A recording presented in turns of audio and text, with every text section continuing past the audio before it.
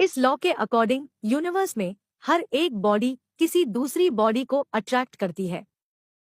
साथ ही किसी भी दो बॉडीज के बीच लगने वाला फोर्स उन दोनों बॉडी मास के प्रोडक्ट के प्रोपोर्शनल होता है और उनके बीच के डिस्टेंस के इन्वर्सली प्रोपोर्शनल होता है। इक्वेशन में m1 बॉडी A और m2 बॉडी B का मास है। इस इक्वेशन को सिंप्लीफाई करने पर हमें कांस्टेंट मिलता है जिसे हम यूनिवर्सल ग्रेविटेशनल कांस्टेंट कहते हैं। इस कांस्टेंट को G से डिनोट करते हैं। इस लॉ को यूनिवर्सल लॉ ऑफ ग्रेविटेशन के नाम से भी जाना जाता है और इस फोर्स को ग्रेविटेशनल फोर्स कहा जाता है। आइए इस लॉ को एक सिंपल एग्जाम्पल से समझते हैं। मान लीजिए कि एक बॉल को ऊपर की ओर फेंका जाता है। ये बॉल एक सर्टेन हाइट पर पहुंचता है, फिर नीचे गिरने लगता है। ऐसा इसलिए होता है क्योंकि अर्थ और बॉल के बीच ग्रेविटेशनल फोर्स लगता है।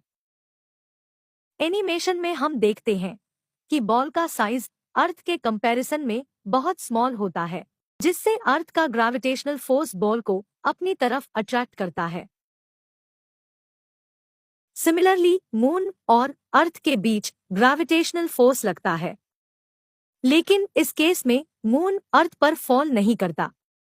ऐसा इसलिए होता है क्योंकि अर्थ का ग्रेविटेशनल फील्ड मून जैसे लार्ज साइज ऑब्जेक्ट पर इतना इफेक्टिव नहीं होता कि अपनी ओर अट्रैक्ट कर पाए, लेकिन मून अर्थ के अराउंड रिवॉल्व करता है।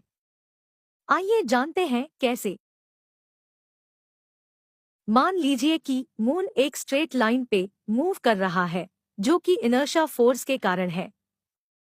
मून की वेलोसिटी कांस्टेंट रहती है जब तक कि कोई एक्सटर्नल फोर्स उस पे एक्ट नहीं करता। जब मून अर्थ की ग्रेविटेशनल फील्ड में आता है, तब अर्थ का ग्रेविटेशनल फोर्स अपनी तरफ पुल करता है। मून का इनर्शिया फोर्स और अर्थ का ग्रेविटेशनल पुल कंबाइन करके एक न्यू फोर्स क्रिएट करते हैं, जो सेंट्रीपेटल फोर्स होता है। इस सेंट्रीपेटल फोर्स के कारण मून अर्थ के अराउंड रिवॉल्व करता है